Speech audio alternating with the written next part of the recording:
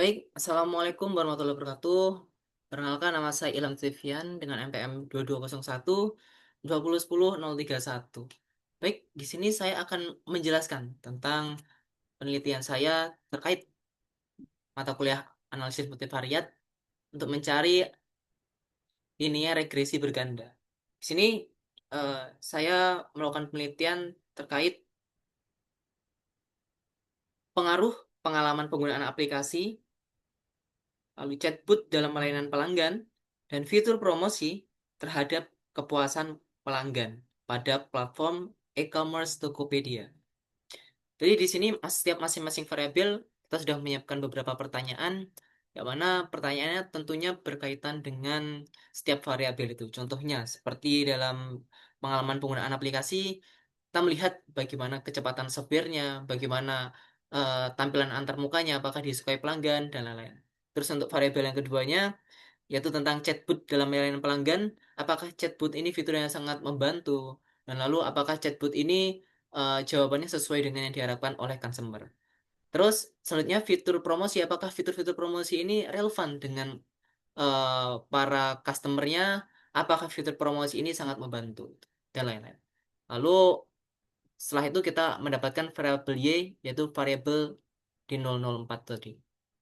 Baik, pertama-tama kita harus melakukan yang namanya uji asumsi klasik, yaitu untuk menentukan apakah ada multikoreanitas, apakah eh, normalitasnya seperti apa, terus apakah ada heteroskadastisitas yang ada pada data.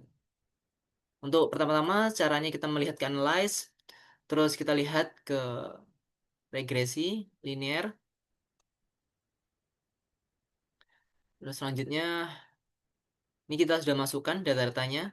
Jadi variabel 4 masuk ke dependent, variabel 1, 2, 3 masuk ke variabel independent. Terus saya itu kita statistik, kita checklist yang multikoreanitasnya, terus continue, diplot, atur, dimasukin spreadsheet ke Z, spread ke spread ke X.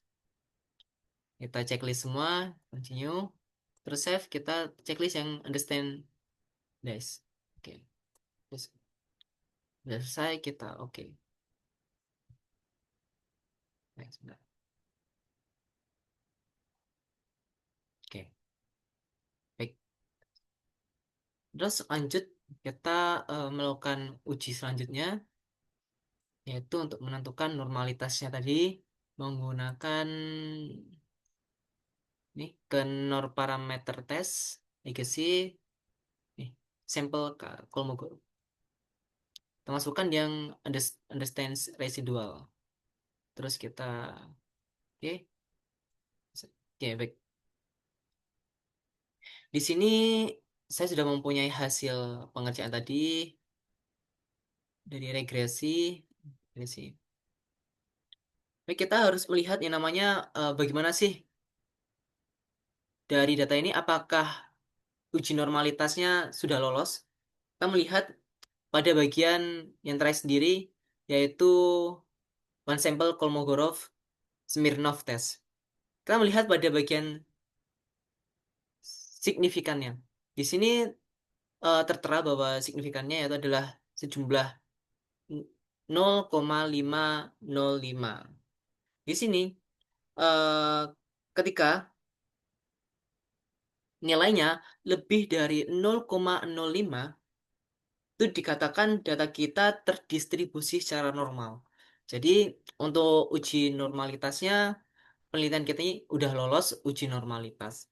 Selanjutnya kita melihat uji multikoleaneritas. Untuk uji multikoleaneritas ini kita bisa melihat pada nilai WIF. WIF. Nih, di sini tertera ketika nilai toleransinya ini lebih dari 100 atau 0,100, lebih dari 0,100, dan lalu nilai VIF-nya ini kurang dari 10, maka data itu disebut tidak ada masalah terkait multikolineritas.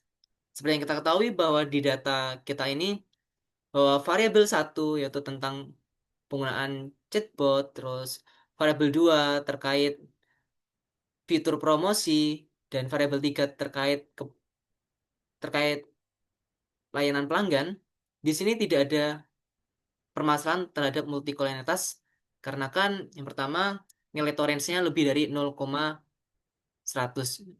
Untuk variabel satu chatbot 0,437, terus untuk variabel 2-nya penggunaan aplikasi juga udah lolos, yang ketiga sudah lolos juga. Terus nilai VIF-nya kurang dari 10. Lanjut, setelah kita melihat normalitas, uji normalitas, terus multikolonialitas, kita lihat ke uji heteroskedastisitas. Di mana kita melihat dari sebaran datanya ini. Jadi kita lihat bahwa datanya ini terdistribusi secara normal mengikuti garis yang ada di tengah pada normal biplot regresi standar residual. Terus selanjutnya kita melihat di scatter plotnya juga. Di scatter plotnya data terdistribusi secara acak. Yang mana artinya data ini tidak ada permasalahan terkait heteroskedastisitas dan lolos uji asumsi klasik. Baik, untuk selanjutnya kita melihat terkait bagaimana sih linear bergandanya, apakah hasilnya bagus atau tidak. Kita bisa melihat di sini bahwa pada tabel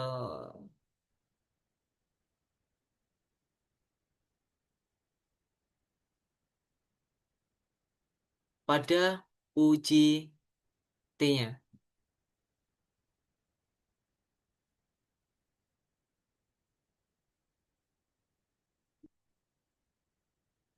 Kita melihat bahwa P value pada bagian signifikan ANOVA ini, bahwa nilainya n- lebih kecil dari 0,0001. Di mana standarnya ketika P value-nya kurang dari 0,05, itu menunjukkan bahwa model dapat digunakan untuk memprediksi kepuasan pembelian pada aplikasi Tokopedia itu tadi. Jadi, terus setelah itu kita melihat bahwa pada uji T-nya juga kita melihat bahwa nilai signifikannya untuk variabel satu itu 0,102. Terus untuk T-nya itu adalah 1,665, yang mana kita melihat bahwa ternyata variabel satu tentang penggunaan aplikasi itu tidak terlalu signifikan terhadap kepuasan pelanggan. Terus selanjutnya kita melihat pada poin 2 yaitu penggunaan chatbot.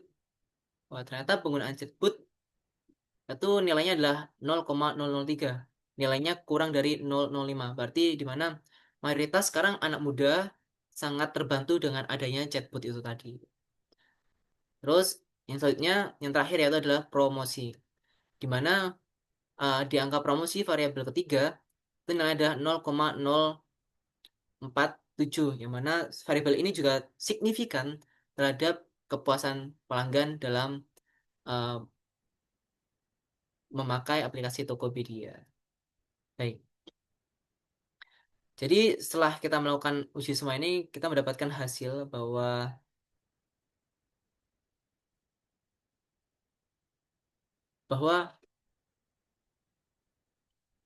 penelitian kita tentang dampak penggunaan dampak pengaruh atau pengalaman pengguna aplikasi chatbot dalam layanan pelanggan dan fitur promosi X3 terhadap kepuasan pelanggan Y pada platform e-commerce Tokopedia itu memiliki signifikan yang bagus, akan tetapi terdapat beberapa variabel yang mungkin bisa dirubah atau tidak berpengaruh kepada kepuasan pelanggan. Seperti contohnya penggunaan aplikasi tadi, terus ya chatbot ternyata berpengaruh, Terus fitur promosi juga berpengaruh. Sekian dari saya. Apabila ada salah kata atau keterbalikan dalam menyebutkan variabel, mohon maaf yang sebesar-besarnya. Terima kasih. Assalamualaikum warahmatullahi wabarakatuh.